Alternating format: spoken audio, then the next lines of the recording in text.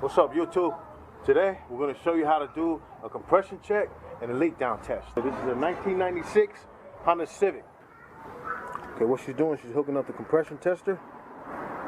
Instead of having someone go inside the car to turn the vehicle, the ignition, we got a wire hooked up, rigged up to the starter solenoid. Okay, so what you do is you put a wire to the starter solenoid, then you're going to crank the engine. You're going to do it about 7 cranks. So you're going to set this on top of the positive terminal, not the negative, okay? Okay, before we start to crank the engine for the compression test, before we turn it over, what you're going to do, what you got to do, is you have to disable the distributor, okay? That way you don't get any spark occurring, and that way you don't get any voltage spike going back to the computer, blowing out the computer, okay? Because you can blow out the computer if you don't do this, okay? Next, you have to disable the fuel system. Okay, what this fuse here, this is the far corner. All right, this is the main relay fuse. Okay, a 15 amp. Disconnect that. It's the first one in this corner here. Okay, now you can crank the engine and everything will be fine. Another thing you got to do, open up the throttle, a wide open throttle there, and keep it open just like that. Okay, we got the throttle wide open. Okay, so now we're good to go. Now we can crank the engine, okay?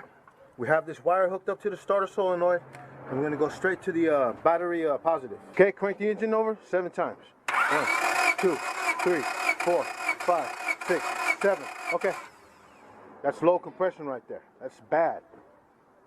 The minimum is 135 PSI. This is a bad cylinder. Let's do it again. 7 more times. Go for it. 2, 3, 4, 5, 6, 7. Okay, so we got about 90, about 100, almost 100 PSI right there. Now we're on cylinder number 2.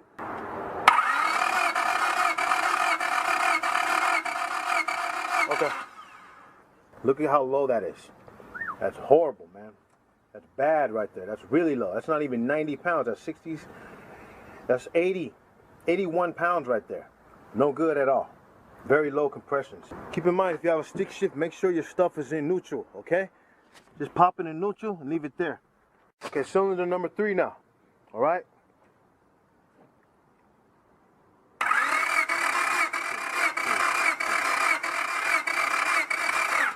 Okay, a little over 90 pounds, still no good. The compression on this vehicle is horrible. Okay, now we're gonna do cylinder number 4.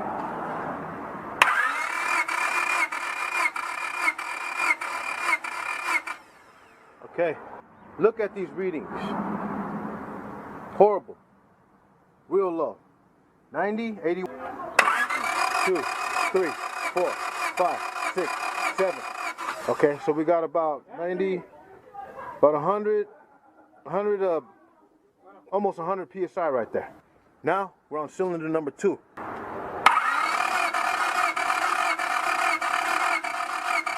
Okay. Look at how low that is. That's horrible, man. That's bad right there. That's really low. That's not even 90 pounds. That's 60s. That's 80, 81 pounds right there. No good at all. Very low compressions. Keep in mind, if you have a stick shift, make sure your stuff is in neutral, okay? Just pop it in neutral and leave it there. Okay, cylinder number 3 now. All right?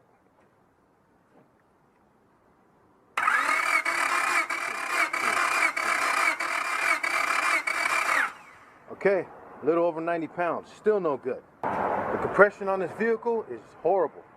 Okay, now we're gonna do cylinder number 4.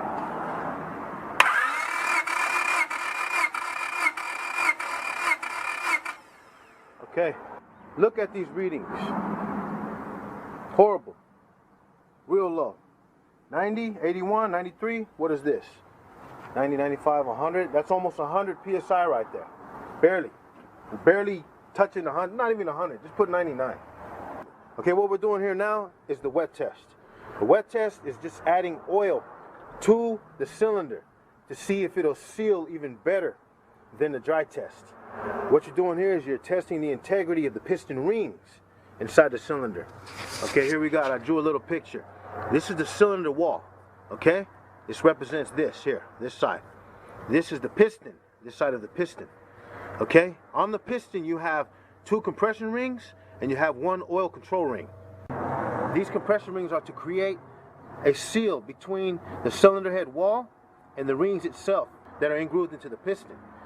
So on the upstroke of the compression stroke or the exhaust stroke, it doesn't matter. You want these seals to be nice and tight, okay, and they must be sealed. If they're not sealed correctly, you can have this problem right here. But see, we don't know if we have an issue with the rings yet. So what we're going to do is we're going to do a wet test. Then we're going to do a leak down test to see if it is the rings. But or it could be valves. I don't know. It could be a burnt valve. It could be a bent valve. It could be the timing belt. All right. It could be stretched. It could be off a tooth. I don't know. So we're just going to go ahead and do a wet test, and let's take it from there. So what we got here is we got an oil can hooked up to a tube. Okay. We're going to put about 2 teaspoons in there worth of oil. So go ahead and add some. One more. Okay, that was about 4 of them right there. Okay, we got the oil in there. We got about 2 teaspoons. Yeah, we just flooded it with oil. What we're doing, we put oil on top of the piston right here. Okay, we got to get that oil to come out on the sides of the rings so that we can see if they're sealing right. So we just drowned it with oil.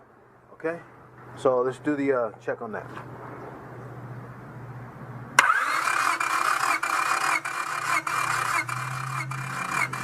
Okay, so look at that. There's an increase.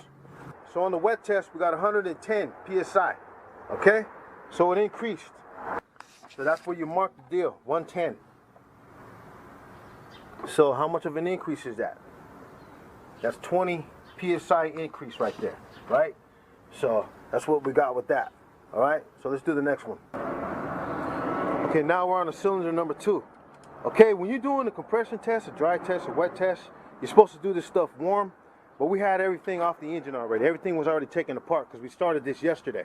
All right, you're still going to see a difference whether it's warm or not.